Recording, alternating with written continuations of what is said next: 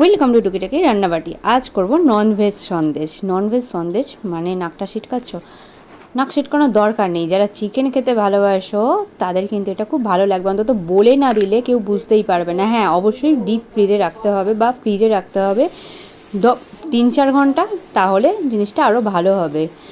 আর সদ্য করলে একটু হয়তো বোঝা যেতে পারে চিকেনের গন্ধ, বা যাদের চিকেনের গন্ধের প্রবলেম আছে তারা কিন্তু ভ্যানিলা এসেন্সও ইউজ করতে পারো।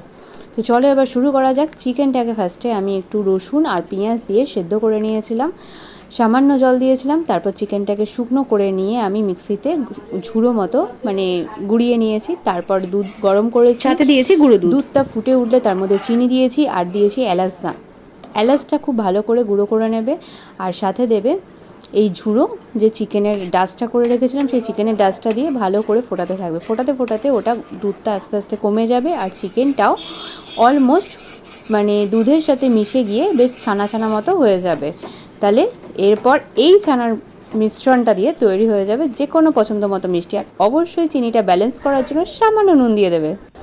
এরপর ফ্রিজে রাখবে মোটামুটি 1 থেকে 2 ঘন্টা। তারপর ফ্রিজ থেকে বার করে সাজিয়ে নেবে। আমি একটু কেশরিয়া কালার ইউজ করেছি। একটা সন্দেশ এক রকমভাবে সাজিয়েছি। একটু ড্রাই ফ্রুট পেস্তা দিয়েছি, আমন্ড দিয়েছি, আবার কোথাও একটু চকলেট দিয়েছি, বা কোথাও পুরো চকলেট দিয়ে ভরে দিয়েছি।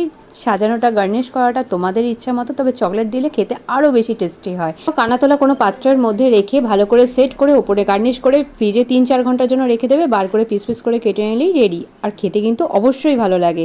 অবশ্যই ট্রাই করো। টাটা, দেখা হচ্ছে পরের রেসিপিতে।